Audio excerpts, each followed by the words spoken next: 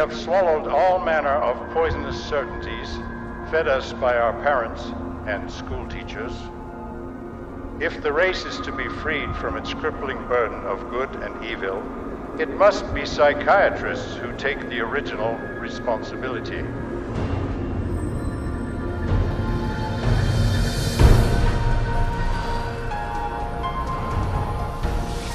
Brock Chisholm's declaration typified the psychiatric onslaught aimed directly at our school system. They actually said that the purpose was social control, not to pass on knowledge, not to give him something so that he can go into the world of work. In 1950, psychiatrists and psychologists from around the world met at the White House to propose a total reorientation of the public school system. The White House Conference on Mental Health in the 1950s was a landmark that served to bolster the idea that schools would serve their communities better as mental health clinics than they would as institutions of learning. In the early 60s, the world of psychiatry started to really go places in this country. Little by little, it came into our schools, our educational system. And by 1965, it was written into law. Psychiatrists were given the green light for the wholesale labeling and drugging of school children. A child is labeled ADD or ADHD the minute he can't sit still for a 10-15 minute period of time, or he talks constantly or ignores the teacher completely. That will get him and earn him an ADD or ADHD label. The labeling of attention deficit hyperactivity disorder, ADHD, went into full swing in 1987. Within 1 year, 500,000 American children would be diagnosed as ADHD. By 1997, that number had soared to 4.4 million. In response to widespread public alarm at this apparent epidemic of mental disease, the U.S. government-funded National Institutes of Health assembled a panel of prominent doctors and psychiatrists to explain to parents and educators exactly what ADHD was. I would like any member of the panel to describe a typical ADHD in terms of symptomatology. Mark, would you like to?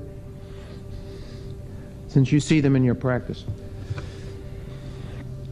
I think the panel has been frank, and the difficulties here are immense in terms of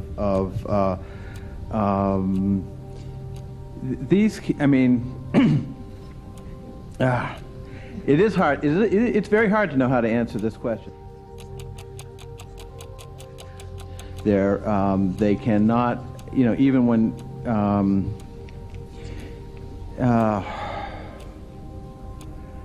they are as if driven by a motive. There are some good clinical descriptions.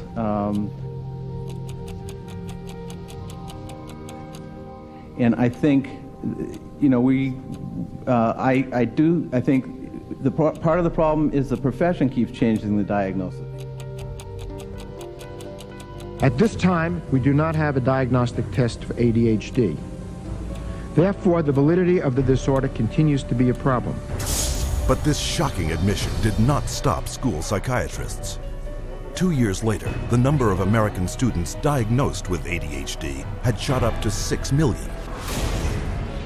Today, 20 million children worldwide are labeled with some form of mental disorder, a diagnosis often made in a matter of minutes. We would sit behind a two-way mirror along with the parents. We would then look at the child. We would do small manipulative activities with them to see where their deficit was. It was wrong what we were doing. We were looking at a 5-minute glimpse of this child's life and saying, okay, here you go. Here's a little pill, take it, you'll be fine. Those little pills like Ritalin, Adderall, and Concerta are classified by the U.S. Drug Enforcement Administration as highly addictive substances, right along with cocaine, opium, and methamphetamine. When I was on the Ritalin, it made me just feel like totally different, like I wasn't even who I was. I was, flipping out, was twitching, going crazy. I felt like I was out of it all the time, like I wasn't there. I wasn't human. You're just a zombie, pretty much. You do what you can just to get by and just don't do anything extra. My mother never teased me, but she thought I really had ADHD and I was wrong, and I had something wrong with me. So I thought she'd feel bad and feel sorry for me if I died. But then again, I thought that she would miss me a lot, and I also love her a little more than I wanted to kill myself. And so I stopped when I realized that. The abundance of prescription medications created a new income source for kids, selling their meds to their schoolmates. It's called kitty cocaine. They take the Ritalin and they just repackage it and they sell it on campus to the kids because it's like speed. Today, almost 10% of all American teens, some 2.1 million, abuse Ritalin and another psychiatric stimulant, Adderall. And these drugs can also lead to even more harmful substance abuse. I figured if I was gonna do drugs, I might as well make it worth it.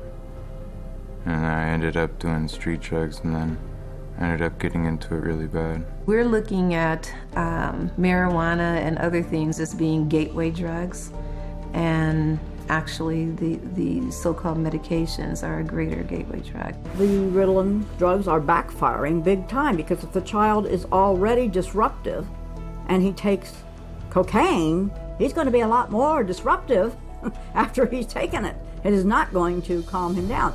Boom, she got on the drugs and her personality changed, her behaviors changed, they became erratic and dark and violent, and it was just a nightmare. He kept having adverse reactions, becoming very, very angry. He could not control his behavior. He couldn't control his temper. He was on 5 different psych meds, Prozac and lithium, and he was 7 years old.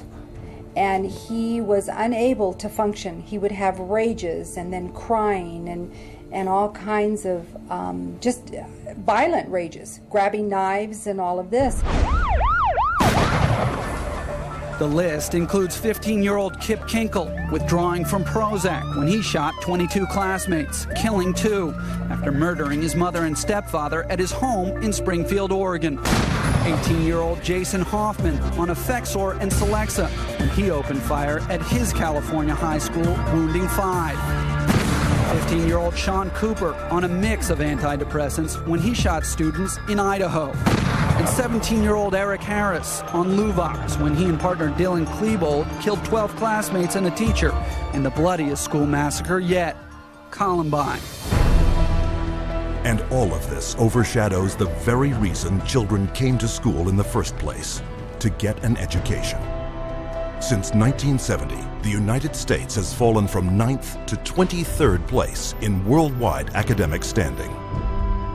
While during that same period, the number of American school children labeled with learning, behavioral, and mental disorders skyrocketed, and the sales of ADHD drugs has multiplied 310 times. Children don't ask for psychiatric drugs. Children don't ask to be diagnosed. They don't want to be called crazy. So you ask the classic Roman question, legal question, cui bono, who benefits? The people who makes the diagnosis.